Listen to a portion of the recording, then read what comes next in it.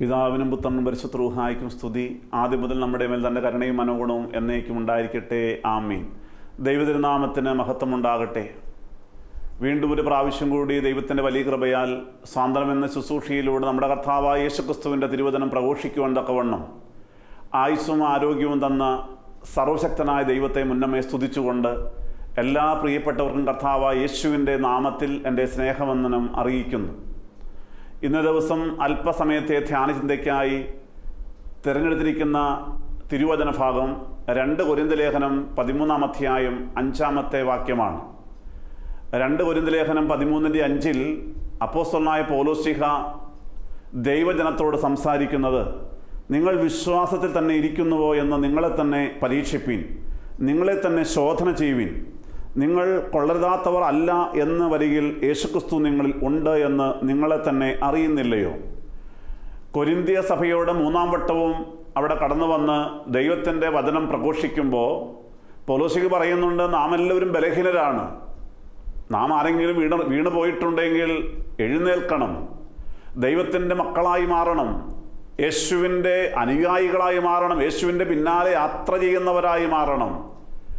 അതുകൊണ്ട് നിങ്ങൾ ഓരോരുത്തരും നിങ്ങളെ തന്നെ ശോധന ചെയ്യണം, നിങ്ങളെ തന്നെ പരീക്ഷിക്കണം. വീണ്ടും പറയുന്നത്, നിങ്ങൾ കൊള്ളരുതാത്തവർ അല്ല എന്ന് വരികിൽ യേശുക്രിസ്തു നിങ്ങളിൽ ഉണ്ട് എന്ന് നിങ്ങളെ തന്നെ അറിയുന്നില്ലയോ? അനുഗ്രഹിക്കപ്പെട്ട ദൈവജനമേ, ഈ ലോക ജീവിതത്തിൽ ക്രിസ്ത്യാനികളായി ഞാനും നിങ്ങളും ജീവിച്ച് മുന്നോട്ട് പോകുമ്പോൾ നാം ഓരോ സമയത്തും, പ്രത്യേകിച്ച് തിരുവചന കേൾവിയുടെ സമയത്തെങ്കിലും ചിന്തിക്കേണ്ടത്, ഞാനിപ്പോഴും ആ യേശുവിൻ്റെ പിന്നാലെ തന്നെയാണോ യാത്ര ചെയ്യുന്നത് എന്നുള്ള പ്രധാനപ്പെട്ട സംഗതി തന്നെയാണ്. ദൈവം എൻ്റെ കൂടെയുണ്ട്, പക്ഷേ ആ ദൈവത്തിൻ്റെ ആലോചനയ്ക്കനുസരിച്ചാണോ ഞാൻ ഇപ്പോൾ ജീവിച്ച് മുന്നോട്ട് പോകുന്നത്? ഈയിടെ ഞാനൊരു കർത്തദാസൻ എഴുതിയതായ പുസ്തകം വായിച്ചപ്പോൾ ഒരു മനോഹരമായ സംഭവം വായിക്കുവാനിടയായി. അമേരിക്കൻ ഐക്യനാടുകളിൽ ആഭ്യന്തര യുദ്ധം കൊടുമ്പിരിക്കൊണ്ടിരിക്കുന്ന കാലഘട്ടം. എബ്രഹാം ലിങ്കൺ വളരെ ആകുലത്തോടെ, വിഷമത്തോടെ ആ യുദ്ധം തീരുന്നില്ല എന്നെല്ലാം മനസ്സിലാക്കിക്കൊണ്ട് വളരെ വിഷമിച്ചിരിക്കുമ്പോൾ അദ്ദേഹത്തിൻ്റെ ഒരു ഉദ്യോഗസ്ഥൻ അദ്ദേഹത്തെ ആശ്വസിപ്പിക്കുവാനായിട്ട് അടുത്ത് കടന്നു വന്നിട്ട് പറഞ്ഞു, പ്രഭോ, ഇപ്പോൾ യുദ്ധം നടക്കുകയാണ്, എങ്കിലും നാം തന്നെ ജയിക്കുമെന്ന് നമുക്ക് ഉറപ്പായിട്ടും വിശ്വസിക്കാം. കാരണം ദൈവം നമ്മോട് കൂടെയുണ്ട്, അതുകൊണ്ട് നമ്മൾ യുദ്ധത്തിൽ ഉറപ്പായിട്ടും ജയിക്കും. ഇത് കേട്ടപ്പോൾ എബ്രഹാം ലിങ്കൺ ചിരിച്ചുകൊണ്ട് മറുപടി പറഞ്ഞു, ദൈവം നമ്മോട് കൂടെയുണ്ട് എന്നുള്ള കാര്യത്തിൽ എനിക്ക് യാതൊരു സംശയവുമില്ല. എന്നാൽ നമ്മളിപ്പോൾ ദൈവത്തിൻ്റെ കൂടെയാണോ എന്നുള്ള കാര്യത്തിൽ എനിക്ക് സംശയമുണ്ട് എന്ന് അദ്ദേഹം മറുപടി പറഞ്ഞു. അനുഗ്രഹിക്കപ്പെട്ടവരെ, ഈ ഒരു കാര്യം നാമും ചിന്തിക്കേണ്ടതല്ലേ? ദൈവം എൻ്റെ കൂടെയുണ്ട്, പക്ഷേ ഞാനിപ്പോൾ ദൈവത്തിൻ്റെ കൂടെയാണോ യാത്ര ചെയ്യുന്നത്? ഞാൻ യേശുവിൻ്റെ പിന്നാലെയാണോ യാത്ര ചെയ്യുന്നത്? പഴയ നിയമത്തിൽ പുറപ്പാട് പുസ്തകം അതിൻ്റെ 13-ാം അധ്യായം 23-22 തിരുവചനങ്ങൾ, അവർ പകലും രാവും യാത്ര ചെയ്യുവാൻ തക്കവണ്ണം അവർക്ക് വഴി കാണിക്കേണ്ടതിന് പകൽ മേഘസ്തംഭത്തിലും അവർക്ക് വെളിച്ചം കൊടുക്കേണ്ടതിന് രാത്രി അഗ്നിസ്തംഭത്തിലും യഹോവ അവർക്ക് മുമ്പായി പോയിക്കൊണ്ടിരുന്നു. പകൽ മേഘസ്തംഭവും രാത്രി അഗ്നിസ്തംഭവും ജനത്തിനു മുമ്പിൽ നിന്ന് മാറിയതുമില്ല. വിശുദ്ധ ബൈബിളിലെ ഏറ്റവും മനോഹരമായ ഭാഗമാണ് നാം ഇപ്പോൾ വായിച്ചു കേട്ടത്.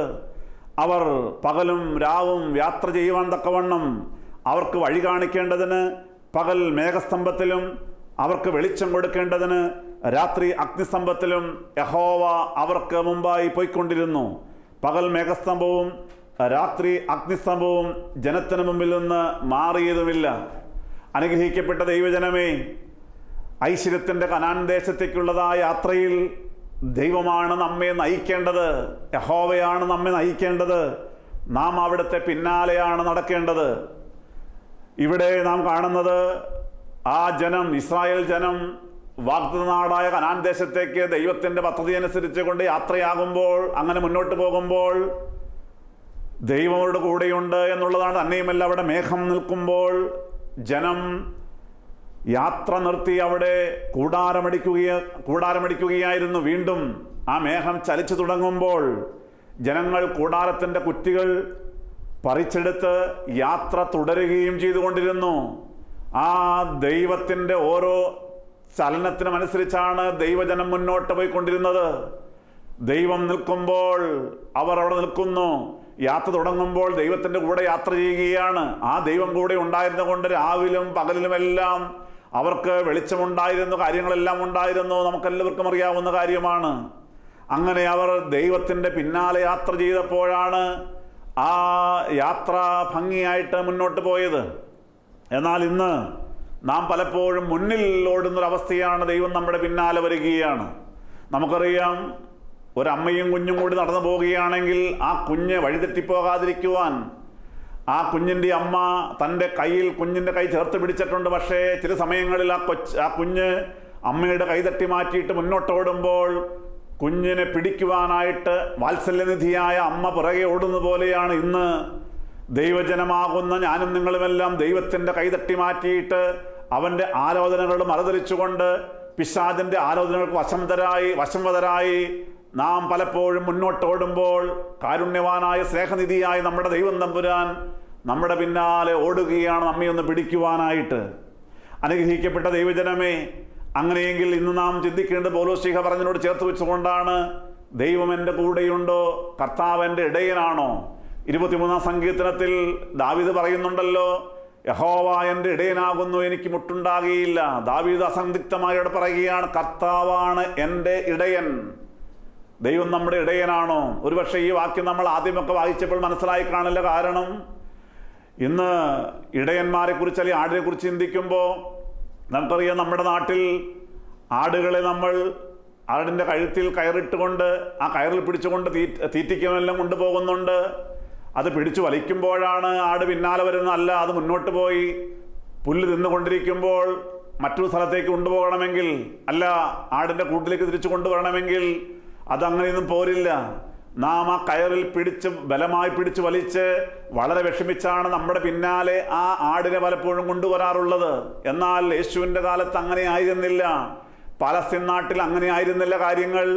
ഇതാ ആടുകളെല്ലാം അതിൻ്റെ ആലയിൽ ഒരുമിച്ചായിരിക്കുമ്പോൾ ആലയുടെ പുറത്തു നിന്നുകൊണ്ട് എത്ര ദൂരത്ത് നിന്നാണെങ്കിലും ആടുകളുടെ ഇടയൻ ഒരു പ്രത്യേകതര ശബ്ദം പുറപ്പെടുവിക്കുമ്പോൾ ആടുകളെല്ലാം കൂട്ടം കൂട്ടമായി ഇടയൻ്റെ അടുക്കിലേക്ക് ഓടിച്ചെല്ലുമായിരുന്നു. എന്നിട്ടോ ആ ഇടയൻ്റെ പിന്നാലെ, ഇടയൻ എങ്ങോട്ടാണ് പോകുന്നത്? ഇടയനാണ് ആടുകളെ നയിച്ചു കൊണ്ടിരുന്നത്. ഇടയൻ്റെ പിന്നാലെയാണ് ആടുകളെല്ലാം അന്ന് സഞ്ചരിച്ചു കൊണ്ടിരുന്നത്. പ്രിയപ്പെട്ടവരെ, ദാവീദ് പറയുകയാണ്, കർത്താവാണ് എൻ്റെ ഇടയൻ. അങ്ങനെയെങ്കിൽ നമുക്കൊന്ന് ചിന്തിക്കേണ്ടതല്ലേ, യേശു എൻ്റെ ഇടയനായിട്ടാണോ? അല്ല, ആ ഇടയനായ യേശുവിനെ അനുസരിച്ചു കൊണ്ടാണോ ഞാൻ മുന്നോട്ട് പോകുന്നത്? വിശുദ്ധ ബൈബിൾ വീണ്ടും പരിശോധിക്കുമ്പോൾ 1-2 കാര്യങ്ങൾ ദാവീദിന്റെ ജീവിതത്തിൽ ചേർത്ത് വെച്ചുകൊണ്ട് ചിന്തിക്കുവാൻ, ദൈവത്തിൻ്റെ ആലോചന കേട്ട ദാവീദിനെ കുറിച്ച് പോരാ, ദൈവത്തിൻ്റെ ആലോചന കേൾക്കാതിരുന്ന ദാവീദിനെ കുറിച്ചും ഒന്ന് ചിന്തിക്കുവാൻ ദൈവത്തിൽ ആശ്രയിച്ചുകൊണ്ട് ഞാൻ ആഗ്രഹിക്കുകയാണ്. 1 ശമൂവേലിന്റെ പുസ്തകം 17-ാം അധ്യായം 17-ാമത്തെ വാക്യം. 1 ശമൂവേലിന്റെ പുസ്തകം 17-ാം അധ്യായം 17-ാമത്തെ വാക്യം. ഇശ്ശായി തൻ്റെ മകനായ ദാവീദിനോട് പറഞ്ഞത്, ഈ ഒരു പറ മലരും അപ്പം 10 എടുത്ത് പാളയത്തിൽ നിന്റെ സഹോദരന്മാരുടെ അടുക്കൽ വേഗം കൊണ്ടിരുന്ന് കൊടുക്കുക. ഈ പാൽക്കട്ട 10 സഹസ്രാധിപന് കൊടുക്കുക.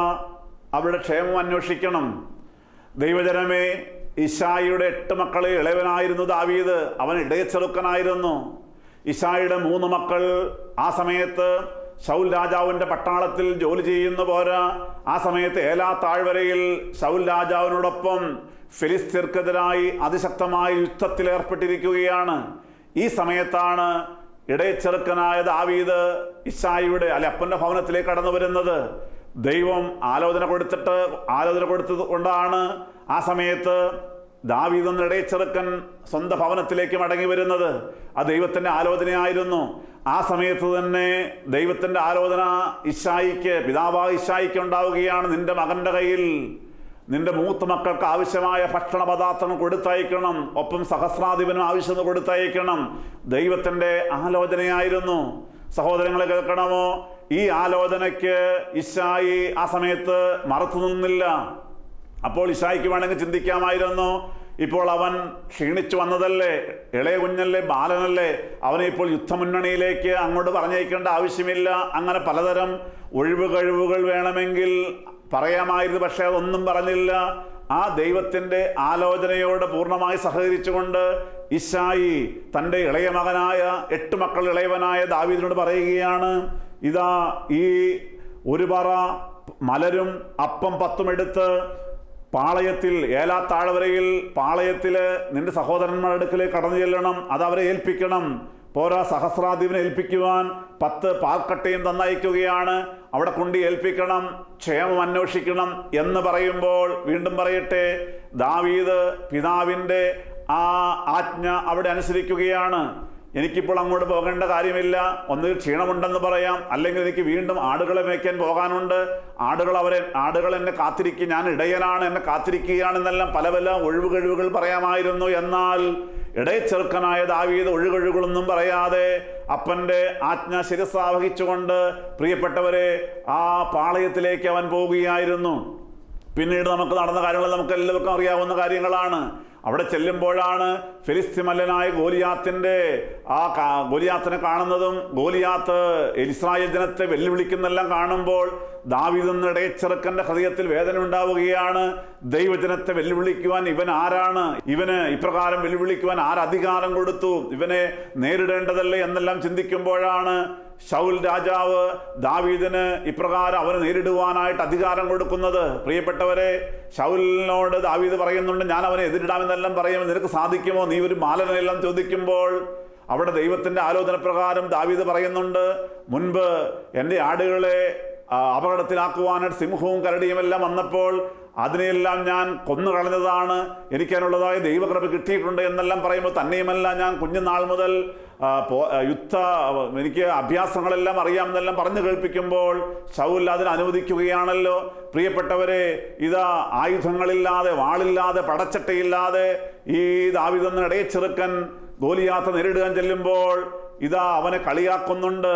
നീ എൻ്റെ നേരെ വരുന്ന ഞാനൊരു നായയാണെന്നെല്ലാം ചോദിക്കുമ്പോൾ ദാവീദ് എന്ന ഇടയച്ചെറുക്കൻ പറയുന്നുണ്ട്, എൻ്റെ കയ്യിൽ ആയുധമില്ല, പക്ഷേ നീ നിന്ദിക്കുന്ന ഇസ്രായേലിൻ്റെ ദൈവമായ യഹോവയുടെ നാമത്തിലാണ് ഞാൻ നിന്നെ എതിരിടാൻ വരുന്നത് എന്ന് പറഞ്ഞുകൊണ്ടാണ് നിസ്സാരമായ കല്ലും കവണിയും ഉപയോഗിച്ചുകൊണ്ട് ഗോലിയാത്ത് എന്ന വലിയ ഫിലിസ്ത്യ മല്ലനെ വീഴ്ത്തുന്നത് പോരാ, അവൻ വീണ് കഴിയുമ്പോൾ ഓടിച്ചെന്ന് ഗോലിയാത്തിന് തന്നെ വാളെടുത്തുകൊണ്ട് ഗോലിയാത്തിനെ വെട്ടിക്കൊല്ലുകയും ചെയ്യുന്നത്, ശിരസ് മുറിച്ച് മാറ്റുന്നത്.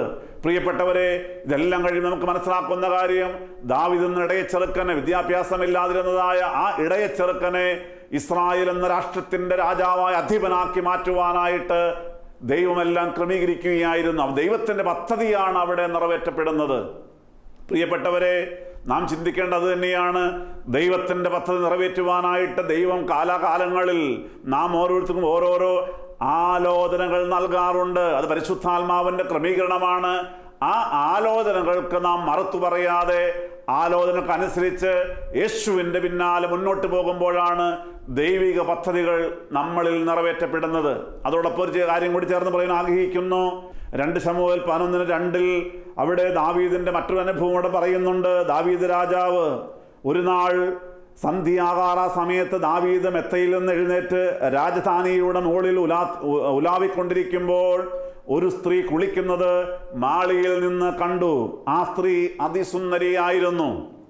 പ്രിയപ്പെട്ട തൊട്ടു മുമ്പ് പറയുന്നുണ്ട്, യുദ്ധത്തിന് രാജാവ് സേവകന്മാരെയും സൈന്യാധിപന്മാരെയും അയക്കുന്നുണ്ടെന്നാൽ രാജാവ് യുദ്ധം ചെയ്യാൻ പോയില്ല, യുദ്ധമുന്നണിയിലേക്ക് പോയില്ല.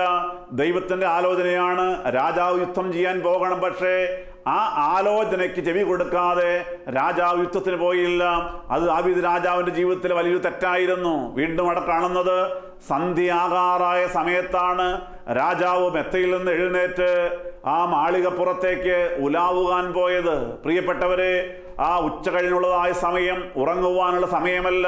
ഒരു രാജാവാകട്ടെ ദൈവവൈതലാകട്ടെ അലസമായിരിക്കേണ്ട സമയമല്ല. രാജാവ് അലസമായിരുന്നു, അതൊരു പാപമായി ഭവിക്കുകയായിരുന്നു. ആ അലസതയോടെ ഉറക്കമെല്ലാം കഴിഞ്ഞ് എഴുന്നേറ്റ് ഇതാ ആലസ്യത്തോടുകൂടി തന്നെയാണ് കൊട്ടാരത്തിൻ്റെ മട്ടുപ്പാവിലൂടെ മാളികപ്പുറത്തുകൂടി ഉലാവിക്കൊണ്ടിരിക്കുമ്പോഴാണ് ഒരു പാപം കാണുവാൻ ഇടയാകുന്നത്. ആ പാപം കാണുവാൻ ഇടയായ ഒരുപക്ഷെ ദൈവത്തിൻ്റെ ആലോചന പറഞ്ഞു കാണും, നീ അങ്ങോട്ട് നോക്കണ്ട, പക്ഷേ പിശാചിന്റെ ആലോചനയാണ്. കണ്ടോ, അതിസുന്ദരിയായ സ്ത്രീയാണ്, നോക്കി വീണ്ടും വീണ്ടും നോക്കുകയാണ്. പാപത്തിന്റെ പടുകുഴിയിലേക്ക് രാജാവ് ദാവീദ് വീഴുകയായിരുന്നു. അവളെ പ്രാപിക്കുവാനിടയായി, സുന്ദരിയായ ബേർശേബയെ സ്വന്തമാക്കുവാനിടയായി.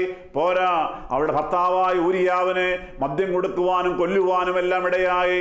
വലിയ പാപങ്ങളുടെ പടുകുഴിയിലേക്ക്, അനേക പാപങ്ങളുടെ പടുകുഴിയിലേക്ക് ദാവീദ് രാജാവ് വീഴുവാൻ ഇടയായി. പ്രിയപ്പെട്ടവരെ, ചുരുക്കി പറയുമ്പോൾ അവിടെ ദൈവത്തിന്റെ ആലോചന യുദ്ധം ചെയ്യാൻ പോയില്ല. പ്രിയപ്പെട്ടവരെ, പിന്നീട് അലസനായി കിടന്നുറങ്ങുകയാണ്. അലസനായി കൊട്ടാരത്തിന്റെ മട്ടുപ്പാവിൽ ഉലാവുകയാണ്. ഇതെല്ലാം പിശാചിന്റെ പ്രേരണയാണ്. ദൈവിക പദ്ധതിക്കെതിരായിട്ട് നിന്നപ്പോൾ വലിയ അപകടങ്ങളിലേക്ക് ദാവീദ് രാജാവ് ചെന്ന് വീഴുകയായിരുന്നു. പ്രിയ ദൈവജനമേ, നാം ചിന്തിക്കേണ്ടത് ഇത് തന്നെയാണ്. ദൈവം തമ്പുരാൻ പലപ്പോഴും നമുക്ക് ആലോചനകൾ നൽകുന്നുണ്ട് ദൈവത്തിന്റെ പരിശുദ്ധാത്മാവിലൂടെ. നാം എല്ലാവരും, ആദ്യം പൗലോസ് പറഞ്ഞതുപോലെ തന്നെ പറയട്ടെ, നാം ബലഹീനരാണ്. പക്ഷേ ബലഹീനരായി നാം വീണ് പോകാതിരിക്കേണ്ടത് വേണ്ടിയാണ് നമ്മുടെ കർത്താവ് യേശു തമ്പുരാൻ ഇതാ യോഹന്നാന്റെ സുവിശേഷം 14-ാം അധ്യായം 16-ാം വാക്യത്തിൽ ശിഷ്യന്മാരോട് അവർ പറഞ്ഞതുപോലെ, ഞാൻ നിങ്ങൾക്ക് പരിശുദ്ധാത്മാവെന്ന കാര്യസ്ഥനെ പിതാവാം ദൈവം നൽകും.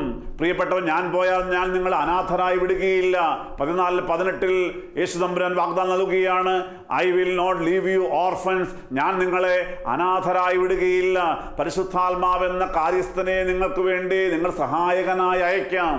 ആ പരിശുദ്ധാത്മാവെന്ന കാര്യസ്ഥനാണ് നമുക്ക് ഓരോ സമയത്തും ദൈവിക ആലോചനകൾ പറഞ്ഞു തരുന്നത്. എന്നാൽ ഞാൻ വീണ്ടും പറയട്ടെ, ആ ദൈവിക ആലോചനകൾക്ക് നാം ചെവി കൊടുക്കുന്നു. പക്ഷേ അതനുസരിക്കാതെ പിശാച് തരുന്നതായ ചില ആലോചനകൾക്ക് ചെവി കൊടുത്ത് നാം മുന്നോട്ട് പോകും. പലപ്പോഴും നന്മയ്ക്ക് പകരം തിന്മയായിട്ട് ഭവിക്കുകയാണ്.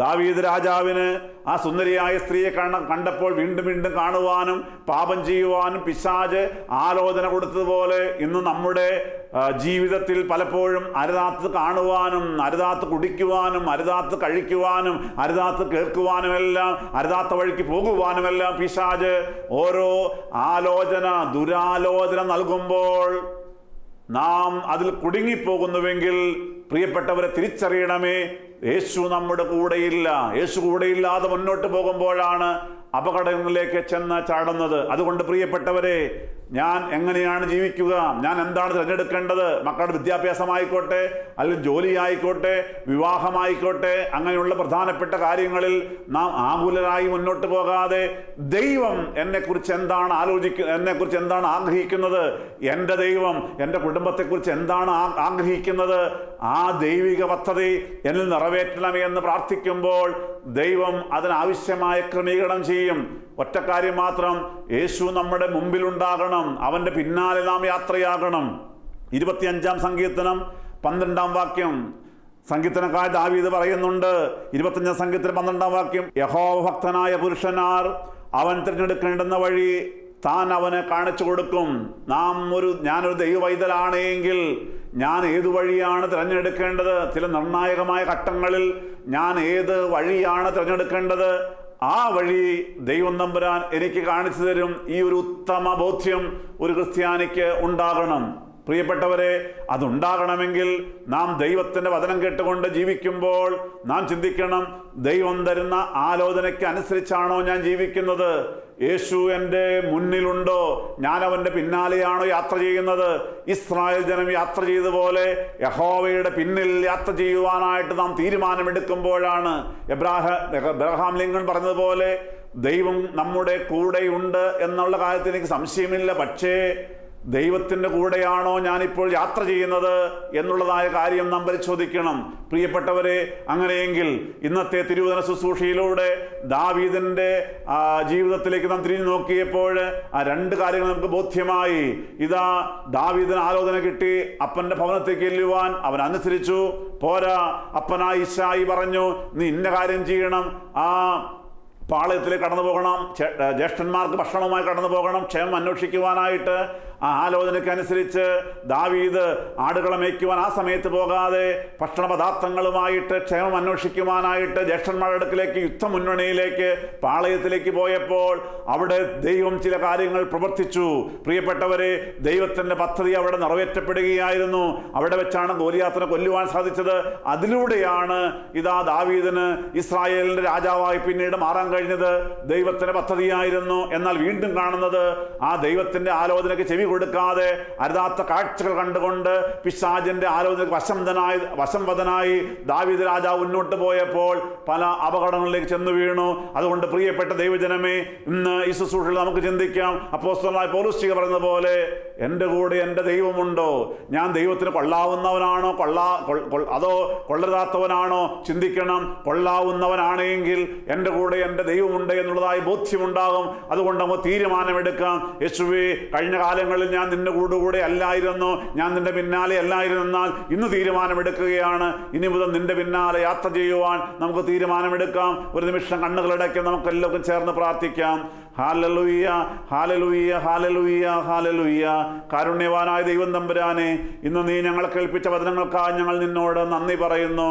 ദൈവമേ, ക്രിസ്ത്യാനിയാണെന്ന് അഭിമാനിച്ച് മുന്നോട്ട് പോകുമ്പോഴും വചനം പ്രഘോഷിച്ചും വചനം കേട്ടുമെല്ലാം മുന്നോട്ട് പോകുമ്പോഴും, യേശുവേ, നീ എൻ്റെ കൂടെ ഉണ്ടായിരുന്നു, എനിക്ക് ബോധ്യമുണ്ടായിരുന്നു. പക്ഷേ എനിക്കിന്ന് ബോധ്യമായി നീ എൻ്റെ കൂടെ ഉണ്ടായിരുന്നുവെങ്കിലും ഞാൻ പലപ്പോഴും നിൻ്റെ കൂടെ അല്ലായിരുന്നുവല്ലോ.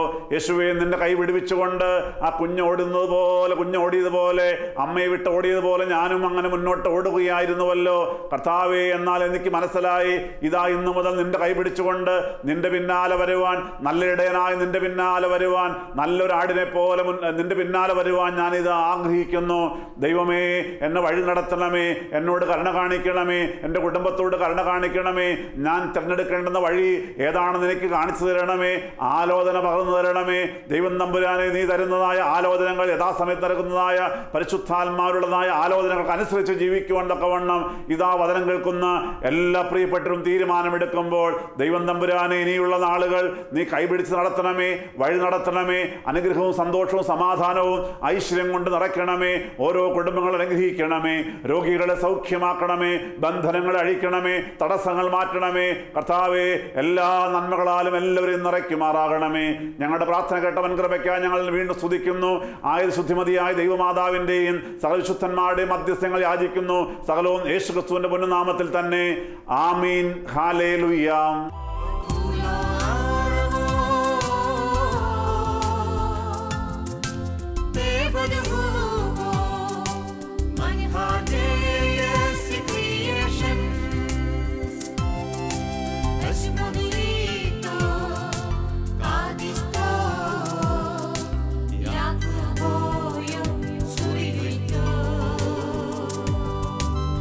Somebody